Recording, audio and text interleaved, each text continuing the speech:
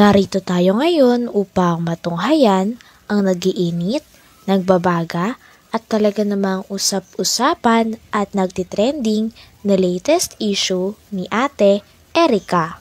Sa pagpapatuloy ng ating istorya ay nag-live nga muli si Kalingap Val Santos Matubang dahil pag-uusapan nila muli ang issue ni Ate Erika. At ngayon ay mag-focus nga sila sa kapatid ni Ate Erika na si Sheila May. Sapagkat hindi naman lingid sa kaalaman ng lahat na mayroon ding issue si Ate Erika kasama ang kanyang kapatid na si Sheila May sa pagitan ng kanilang lolo at mga kamag-anak na iniwan daw nila pagkatapos nila makapagpatayo ng bahay. Sa mapagpalang gabi po sa ating lahat. Shout out! Tayo mag-live sa ating pong official YouTube channel, Val Santos Matubang.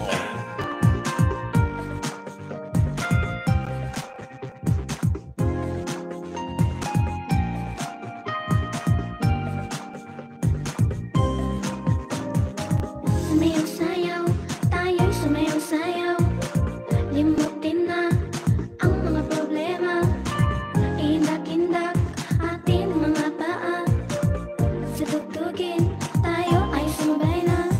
Ang mga kamay Ay lahat ng mga gising pa dyan, taas ang mga paa. Mga gising pa po dyan, ngayon ay oras natin sa buong kapuluan. Alas 11:48 na po ng gabi. Gabi pa, ha?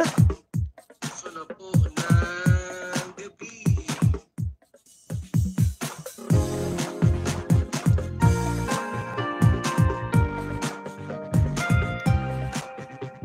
Mga gising pa dyan.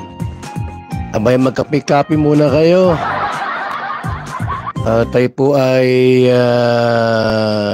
gising ba po? Hirap matulog ng gutom. Kaya alam niyo po mga kalinga bakit may 7-Eleven.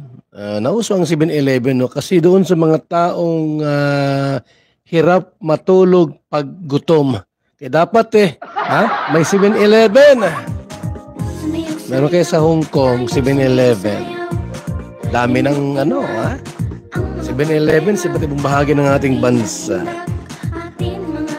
Okay, bago po ang lahat, isang mapagpalang umaga sa magising pa po kay Erika Alpon Vlogs, Arlene, shout out, Susan, Sulatan, magandang evening, Jen Kasakiti, Ati Daday, and Rina's Community. Hello rin po kay Kuya Ken's TV, shout out, at also kay BG. Dito nga ay pinapakita ni Kalingap Val na marami daw silang papabahayan sa buwan na iyon. Meron nga silang 5 na beneficiaries na papabahayan. Talagang patunay lang ito na talagang tumutulong si Kalingap Val at walang sawa ang kanilang pagtulong at suporta sa mga tao na nangangailangan. At ang focus nga rin ni Kalingap Val ay ang mga matatanda o senior also kay BG, Bilangers Vlog, and Bel Santos, kay Inday PB, Inday Siva, shout out sa ating lahat. Magandang morning, evening, at afternoon.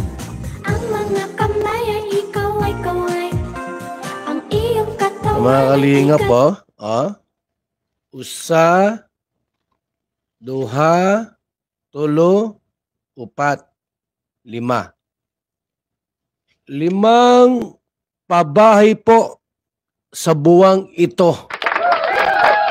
Hindi pa tapos ang buwan ng Mayo. Tandaan nyo po, ngayon ay Mayo 14 pa laang, kalagitnaan ng Mayo, pero po mga kalingap, 5 pabahay po ang ating i-ribbon cutting. Kay Carla, tapos na, di ba? Tapos bukas, ining kay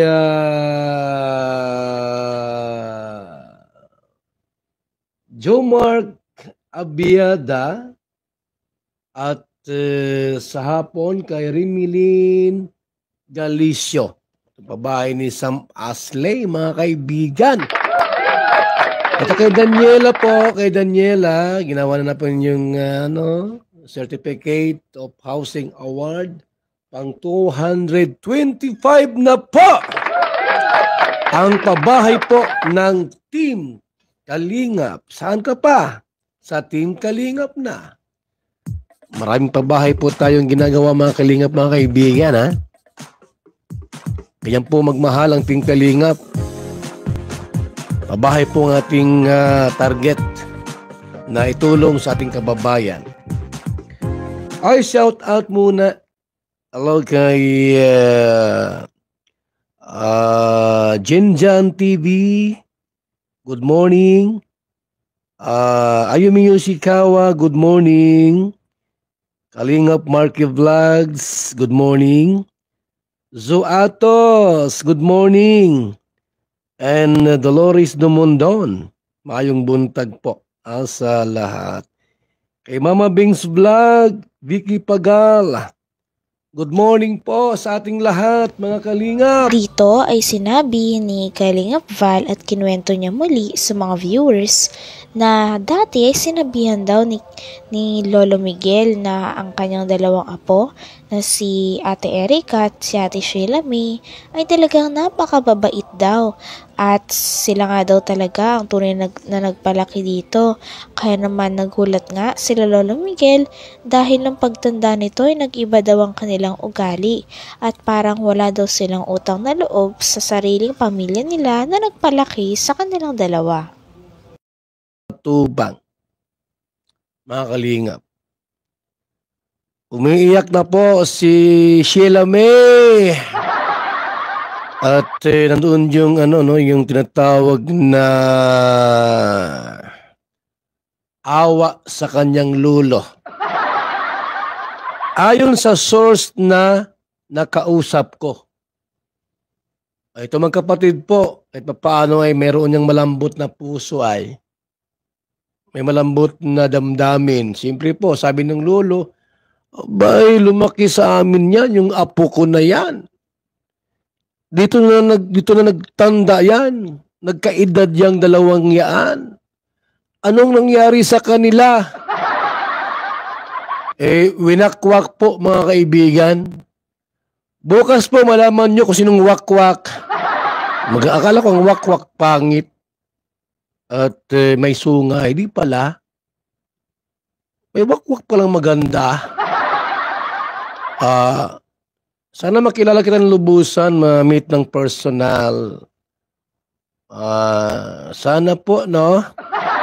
Ma-meet kita ng personal para magbiso-biso. Taga-Korea po, mga Kalingap.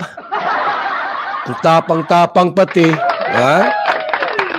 Alam mo yung mensahe niya sa kanyang Facebook, mga kaibigan? May halong ito, no? Tinatawag na pagbabanta. I-try natin po yung ating pong abogado dito, mga kaibigan. Huwag naman sanang bantaan yung mga senior citizen at walang kalaban-laban. Maawa naman kayo sa kanila. Ito po, mga Kalingap po, nagbabanta ining maray. Sino ba ini, Kuya Val? Ayan na, oh. Ayan, napakagandang babae ini. Ayan mo, bukas po magkilala natin siya, kung sino ini. Ita-thumbnail ko.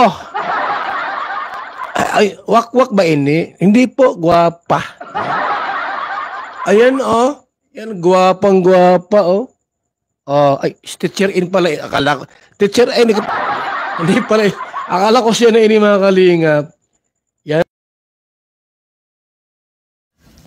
Hanggang dito na lamang muna ang ating nag-iinit, nagbabaga, pinag-uusapan at talaga ng mga nagtitrending na latest issue ni Ate Erica.